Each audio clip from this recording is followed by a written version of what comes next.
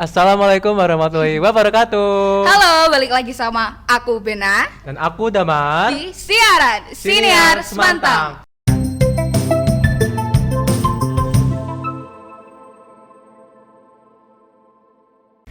Nah, nggak mungkin kan kalau kita ngobrol berdua doang ya. Jelas. Jadi kita ngundang dua narasumber sekaligus loh kali ini. Kece-kece lagi. Cowok lagi. Hmm. Yang cewek-cewek komen. Halo Akbar, halo Halo, Gali. Halo Bina, Halo. Damar. Siapa dong teman-temannya di rumah?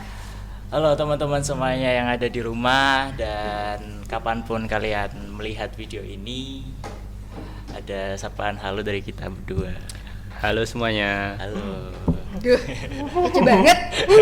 Diperkenalkan dong, biar afdol gitu. Oke, dari siapa dulu nih? Bebas kak. Sweet deh kalian. Enggak. Jangan kelamaan. Oke, dari saya dulu ya. Izin memperkenalkan diri, nama saya Amas Akbar Gahari. Di sini saya sebagai narasumber siswa dari SMA Negeri 1 Batang, dan saya juga menjabat sebagai ketua MPK periode 2021-2022. Oke. Halo semuanya. Izin memperkenalkan diri. Nama saya Galeharan Azigra. Saya di sini sebagai narasumber dari Siniar Semantang kali ini. Saya menjabat sebagai ketua OSIS SMA Negeri 1 Batang masa bakti 2021-2022. Wih, kece ya. Apa kabar nih kalian berdua? Sehat? Alhamdulillah sehat. Alhamdulillah sehat. Lagi sibuk apa? Untuk sibuk sih ya batas wajar lah. Sibuknya siswa itu ya belajar, mengerjakan tugas dan lain-lain lah. Ya, Ya benar. juga gitu. Ya saya juga gitu. Sama. Kalau gitu kalian nanti seumpama nih kalian kan sibuk nih kesana kesini, jadwal ini jadwal itu. Nanti kalian bagaimana cara kalian memanage itu? Kalau dari saya sendiri sih, saya menentukan waktu-waktu mana yang digunakan untuk waktu belajar, waktu bermain, waktu berorganisasi, dan lain sebagainya. Tuh. Berarti terjadwal gitu ya. Kalau Akbar sendiri? Oke, kalau dari saya emang di awal atau di pagi hari itu saya merencanakan kegiatan apa yang sekiranya hari ini akan saya lakukan dan dijadwalkan gitu loh. Jadi dicatat maksud kamu? Iya, dicatat, bisa apa ya, diinget-inget lah hari ini tuh aku ada acara apa sih gitu. Jadi bisa terjadwal atau bisa termanage waktunya untuk kita gitu. Jadi Akbar nih well prepared ya. Anjay. Harus banget dicatat gitu. Nah, kalau sibuk kayak gini nih pasti beda lah ya rasanya sibuk waktu PTM sama waktu PJJ, ya kan? Iya. Ya. Kalau gitu kalian lebih milih mana? Sibuk tapi PTM apa PJJ? Tim mana kalian? Kalau dari saya sendiri sih lebih suka untuk yang PTM ya. Untuk alasannya yang pertama sudah pasti sebagai pelajar. Itu saya sendiri lebih paham ketika ada pelajaran waktu tatap muka. Selain itu, apabila untuk pelajaran waktu tatap muka, setelah pulangnya mungkin bisa digunakan untuk berkoordinasi dengan anggota yang lain. Itu lebih mudah. Tidak perlu berkoordinasi lewat media sosial. Iya. Jadi bisa lebih mudah dalam berkoordinasi dengan satu sama lainnya. Akbar? Oke, kalau saya sih lebih suka di PTM karena untuk guru itu tergantungnya murid itu lebih mudah atau lebih paham kalau dijelaskan secara langsung dibanding kita itu belajar mandiri secara PJJ itu tingkat kemudahan atau mudah untuk mengingat pelajaran itu sangat susah gitu loh kalau PJJ. Setuju sih. Iya. Setuju. Terus setelah PTM mungkin ada kegiatan yang kita ikuti atau kita ikut organisasi gitu, kita bisa berkoordinasi secara mudah untuk mengkoordinir anggota-anggota kita. Misal di bulan ini ada proker ini, Jadi kita sekalian gitu loh rapatnya, atau sekalian diskusi bareng teman-teman yang semisal diikutkan dalam proker tersebut, seperti itu. Gitu. Ya. Mereka berdua alasannya bijak ya. Kalau aku ditanya PTM apa PJJ, PTM dapat sangu. Anjay. Kamu gimana? Kamu gimana? Kalau aku sih mungkin gini aja ya. Materinya PTM, Oh, tapi gitu. kalau ulangannya PJJ aja. Jadi kesimpulannya di sini yang nggak bijak saya paling nggak bijak alasannya. Oke, nih kalian follow IG MPK kan ya, MPK Iya, Sematang kan ya. Teman-teman di rumah juga pasti yang follow IG MPK Sematang tahu kita buka ini question Question box khusus buat Galih sama Akbar. Nah kita mau nanya nih ke kalian berdua ya, siap nggak? Siap. Siap. Oke, tapi demi kenyamanan bersama yang nggak berkenan disebutkan, nggak akan saya sebutkan username-nya, oke? Tenang aja guys. Kita mulai dari pertanyaan pertama. Kalian tim social butterfly apa introvert kalau di sekolah? Kalau dari saya sendiri sih ya, saya itu lebih ke tipe orang yang social butterfly. Kenapa? Karena saya dari kecil sudah terbiasa dengan bersosialisasi dalam masyarakat, baik itu masyarakat sekitar tempat tinggal, masyarakat rumah, masyarakat sekolah, dan lain sebagainya. Saya juga sering mengikuti kegiatan-kegiatan yang dalam lingkupnya skala besar. Contohnya adalah Paskibraka tahun 2021, dan juga saya juga pernah mengikuti yang namanya Kawah Kepemimpinan Pelajar pada tahun 2019 waktu itu. Jadi saya lebih ke tim social butterfly. Kalau Akbar sendiri nih, Oke, kalau dari saya sendiri emang orangnya tuh sosial butterfly sih. Oke. kenapa tuh? Kenapa? Kalau dari saya emang dari SD itu saya aktif gitu loh. Jadi saya ikut siswa berprestasi, terus ikut Popda Taekwondo, terus untuk di SMP saya juga ikut Kawah Kepemimpinan Pelajar di tahun 2019 ya, kita Bareng ini. berarti. Iya, kita bareng. Dan ikut Popda juga, Popda Taekwondo juga. Juara gak kak? Alhamdulillah juara 2. Alhamdulillah. Iya, tingkat karesidenan. Oke, terus di SMA saya alhamdulillah terpilih menjadi terpilih menjadi Paskibraka Provinsi Jawa Tengah, perwakilan dari Kabupaten Batang. Saya jadi pengibaran tuh di Semarang, alhamdulillah, di Jawa Tengah. Ya, alhamdulillah. Keren. Iya, jadi emang saya tuh orangnya tuh suka banget tentang orang yang ya bersosial gitu loh. Orangnya tuh aktif gitu, aktif bertanya-tanya dan aktif pokoknya nggak punya malu lah. Ya, kepo lah ya, kepoan. Iya, kepo. Kayak Dora. Malu tuh. Dora the Explorer. Oke, lanjut nih ya, next question. Ini dari @intaan SPH. Suka duka jadi pemimpin organisasi apa aja tuh kak? Apa aja tuh? Mungkin dari sukanya dulu deh. Mungkin kali dulu kali. Kalau dari saya sendiri sih ya, sukanya jadi pemimpin organisasi itu kita punya banyak pengalaman dalam mengkoordinasi anggota-anggota yang lain. Kita juga bisa memiliki pengetahuan yang sekiranya bisa mencakupi dalam satu organisasi tersebut. Kita juga bisa lebih mengetahui anggota-anggotanya secara lebih dekat. Jadinya dalam sukanya menjadi pemimpin organisasi itu menjadi suatu yang dapat dijadikan contoh dan ya gimana ya, asik gitu. Iya. Kalau dukanya apa nih? Kalau dukanya sih mungkin kalau sibuk ya, sibuk. Mungkin kadang ada beberapa yang kewalahan dalam mengatasi suatu masalah gitu. Capek banget berarti ya. Untuk suka dukanya mengikuti organisasi, ya nggak? Enggak salah. Oh, Jadi Bukan pemimpinnya, jadi Kak. pemimpinnya. oke, sorry. Oke.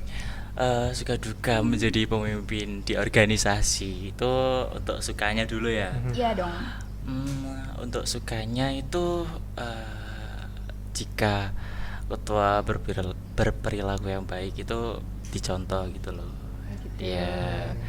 Jadi sukanya lagi tuh kita mendapat pengalaman yang mungkin kita di SMP atau di SD dulu belum kita tahu atau belum kita jalani. Jadi kita punya sisi positif yang mungkin kita dapatkan di SMA ini menjadi ketua di organisasi seperti itu. Terus untuk dukanya itu mungkin sibuk sih, iyalah pasti sibuk, tapi dukanya itu emang dalam belajar itu emang ya kadang ada kendala. Terus kalaupun semisal ketua itu ada kesalahan, itu mungkin bisa berpengaruh di organisasi tersebut. Seperti itu. Gitu. Jadi itu suka dukanya adik-adik yang mau jadi ketua. Kan udah disinggung nih, kalian tuh pemimpin di organisasi gitu kan ya. Kepo nih, ada yang kepo. Perasaan apa yang dominan dirasain pas tahu kalau kalian jadi ketua? Apakah seneng, apakah pressure? Apa perasaan yang dominan? Oke. Perasaan yang saya rasakan waktu saya pertama mengetahui kalau saya menjadi ketua adalah perasaan senang. Namun di lain sisi juga saya menyadari kalau dalam posisi menjadi ketua tersebut seiringan dengan datangnya tanggung jawab yang besar dalam mengurus dan melaksanakan tugas-tugas yang sudah ditujukan kepada saya, dan juga tanggung jawab tersebut adalah tanggung jawab yang besar karena juga saya harus menjadi contoh kepada anggota-anggota saya dan yang lainnya. Oke, kemudian dari saya kalau sukanya sih ya emang alhamdulillah bisa terpilih menjadi ketua ya. Mungkin seiring dari senang gitu terpilih gitu ada tanggung jawab yang harus dipikul kita untuk mengawal organisasi tersebut ya, seperti itu. Oke. Jadi yang pasti senang, tapi yang jelas juga tanggung jawabnya besar ya. Iya, betul. Tuh. Nah, kalau boleh tahu kalian sudah berapa lama nih jadi pemimpin organisasi? 1 tahun? Berapa tahun? Berapa bulan? Sekitar berapa ya? Ayo berapa? Guys, setengah tahun ya? Ya Kak. Oke, kalau dari saya dulu, saya sudah menjabat sebagai ketua di MPK periode 2021-2022 itu selama 7 bulan. Oke. 7 bulan, oke. Kalau kalian? Kalau saya juga sudah menjabat menjadi ketua OSIS ini kurang lebih juga 7 bulan. Ya. Oke, itu kan tadi kan waktu kalian kan kalian Nggak udah singkat. nggak singkat tuh, panjang. Nah, ada nggak sih pengalaman yang berkesan nih selama kalian SMA? Jadi anak putih abu-abu. Putih abu-abu. Seneng gak sih kalian jadi anak putih abu-abu sebenarnya? Seneng dong. Seneng dong, pastinya seneng lah. Iya, iya. Banget. Iya, Si paling seneng. tapi emang pembelajaran di SMA itu beda banget sama di SMP. Jadi Jelas. apa yang paling nih? berkesan? Apa? Apa nih? Dari Apa siapa nih, dulu Beb? nih? Akbar lah gantian, Oke. biar tadi dari mulu. Oke. Kalau dari saya emang yang paling berkesan itu saat aku kelas 10. Jadi di mana saya terpilih. Jadi ini di luar ya. Iya. Jadi saya terpilih jadi Paskibraka Provinsi Jawa Tengah untuk mewakili Kabupaten Batang. Itu rasanya wah, sungguh enak banget. Tapi ada tanggung jawab yang harus kita jalankan di Semarang nanti gitu. Kalau dari Galih apa nih, Leh? Kalau dari saya sih ya sama. Waktu saya terpilih menjadi anggota Paskibraka Kabupaten Batang untuk mewakili SMA Negeri 1 Batang di waktu pengibaran bendera merah putih 17 Agustus tahun 2021. Itu adalah salah satu pengalaman yang paling berkesan bagi saya karena saya bisa bertemu dengan berbagai macam orang-orang yang berbeda dari berbagai sudut daerah di Kabupaten Batang. Kalau dari Galih kan emang dari SMA di Kabupaten Batang. Jadi kalau saya SMA se-Jawa Tengah, alhamdulillah. Jadi di provinsi itu emang SMA dari setiap kabupaten kota itu wajib mengirimkan satu perwakilan dari kabupaten kota, kemudian untuk bertugas di Jawa Tengah. Jadi pengalamannya itu sangat enak banget. Kenapa? Kita bisa tahu bahasa atau makanan daerah tentunya, makanan daerah di kabupaten kota yang ada di Jawa Tengah. Ya, aku sewaktu karantina di Semarang emang disuruh nyicipin, ya enggak sih, maksudnya dari seluruh kabupaten kota itu disuruh bawa makanan khas kabupaten kota masing-masing. Oke, pertanyaan selanjutnya. Ini gampang, chill aja, santai. Oke. Kalian wibu atau enggak? Tim ibu nggak kita nih? Iya. Monggo. Kalau saya sendiri sih ya cukup untuk sebatas pengetahuan aja sih, sama mungkin untuk sebagai selingan di waktu kosong, di waktu sela gitu. Apa? Nonton anime atau baca manga Untuk baca manga biasanya. gitu? Ya. Manga apa biasanya tuh? Kalau saya sih ada Conan. beberapa sih, tapi lebih seringnya One Piece. Oh, One Piece yang belum selesai itu ya? Yeah. Wah, itu nggak Aku tahu. nggak paham. Akbar paham nggak? Enggak Iya, paham. sama ya. Kita sama dong. Oke, lanjut nih dari @wiwit_pujianti. Wiwit. Ada Bu Wiwit guys. Kirim juga. Kita sendiri nih. Wiwit bertanya nih, kalian kan ketua MPK dan ketua OSIS nih. Nah, bagaimana kalian menselaraskan hubungan antara organisasi? Agar saling bersinergi. Nggak bentrok. Kalau dari saya sendiri sih ya, untuk tetap agar salah satu sama lain organisasi itu bisa bersinergi dan tidak terjadi bentrokan, tentunya saya tetap melaksanakan hubungan antara satu organisasi itu biar ada komunikasi yang lancar. Jadi tidak ada miskomunikasi antara organisasi dan sering berhubungan satu sama lain agar tidak ada seperti kekurangan informasi lalu salah paham antara satu sama lain.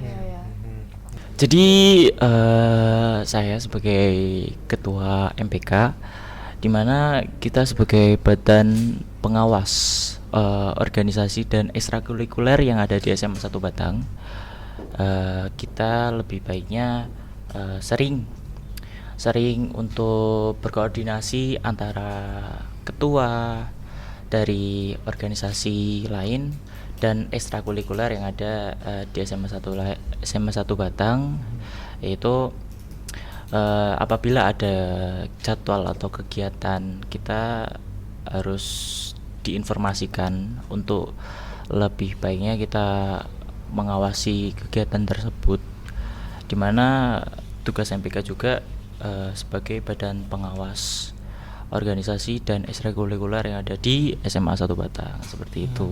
Oke. Jadi sering-sering berkoordinasi, sering WA-an sama ketua di organisasi dan ekstrakurikuler yang ada di SMA 1 Batang seperti itu. Oke. Jadi gitu Bu Wiwit. Oke. Kalian kan ketua nih.